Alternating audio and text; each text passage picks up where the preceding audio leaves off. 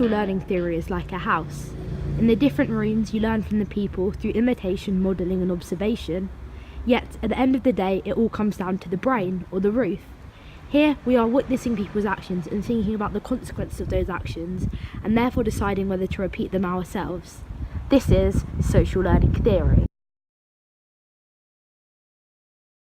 This is Albert Bandura, who founded social learning theory in 1960. He believed that these guys, Watson, and this guy, Skinner, didn't explain behaviour well enough. It was too simplistic. Do it! Come on, Poppy, I'll show you how to do But I'm not learning it. Watch me and learn. In fact, see, Poppy, it's easy. I'm doing it!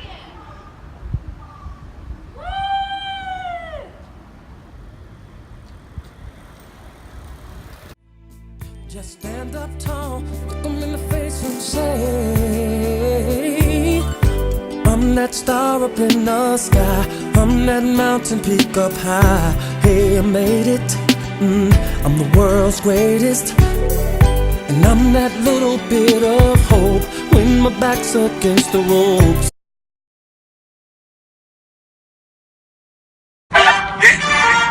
Hey, man's never been in when it's shut down. That's not me and it's shut down. Ring ring pussy is shut down. No, not that kind of modelling! Yes, another A star! I love maths! Claude is so clever. I want to model my life just like her.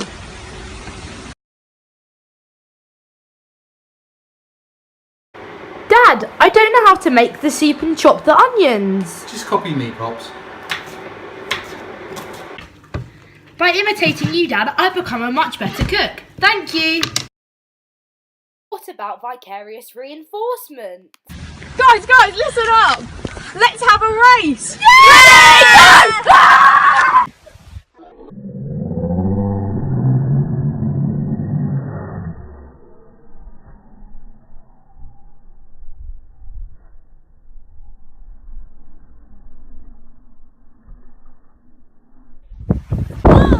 Oh no, we just saw Claude a fool. We're not going to have a race now. Oh, vicarious reinforcement.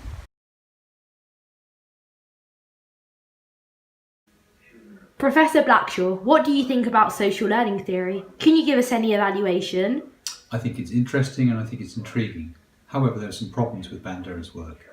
It's very Eurocentric, it's set in the 1960s. Whilst it has a reasonable degree of internal validity as an experiment, it has very low external validity.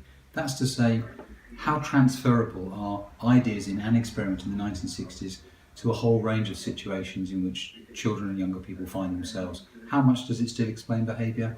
I'm not so confident. So, are there any real-world applications to Bandura's theory? Yeah, I think one of the things Bandura points out very, very well is the power of imitation and modelling. And we see this used by marketing. Often they will target a particular singer, somebody, for example, who the target age group identify with, and they'll use that person to sell the product. You also see that parents know about the power of imitative learning. You also see teachers know, for example, if they want students to behave appropriately, they have to model appropriate behaviours themselves. So imitation, role modelling are still very, very powerful and very, very important concepts. And they do exist in the real world. You see them every day.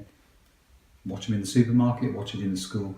You can see people modelling ideal types of behaviour. Can this theory be considered reductionist? Well, it can in as much as, whilst it does consider the role of cognition, certainly more than people such as Skinner and Pavlov, it doesn't allow for this idea of individual choice. It also doesn't explain why some people who are exposed to extremely bad role models don't go on to imitate that kind of behaviour, even though they may see very positive rewards, albeit that in terms of money, status, etc. Is there a biological link that could explain behaviour that Bandura neglects? Undoubtedly, biology is an important element of it. I personally lean much more towards the nurture side. I think we are tabula rasas, and I think we're the product of our life chances and our situational constraints. Thank you very much.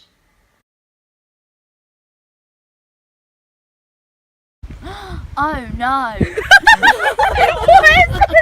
was a... Oh! then, are there any real world applications to that? I keep getting it wrong, I can't say. Baby, you lie.